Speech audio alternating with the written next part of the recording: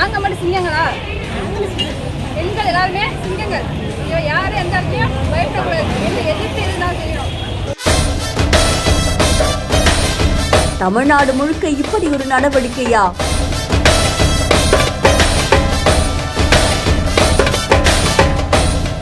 மயிலாடுதுறை மாவட்டத்தில் 2 உதவி ஆய்வாளர் மற்றும் 4 பெண் காவலர் அடங்கிய சிங்கப்பெண் அதிரடி படை தொடங்கப்பட்டிருக்கு. காவல்துறை தொலைத்தொடர்பு கருவி பொருத்தப்பட்ட 4 சக்கர வாகனமும் அவங்களுக்கு வழங்கப்பட்டிருக்கு. இந்த நிலையில பெண்கள் மற்றும் குழந்தைகளுக்கு எதிராக நடக்கக்கூடிய குற்றங்கள் பற்றிய தகவல்கள் கிடைக்கப்பெறும் போது அந்த பகுதிக்கு விரைந்து போய் முக்கிய பங்கு வகிப்பாங்க அப்படின்னு மாவட்ட காவல் கண்காணிப்பாளர் கோ ஸ்டாலின் அவர்கள் தெரிவிச்சிருக்காங்க.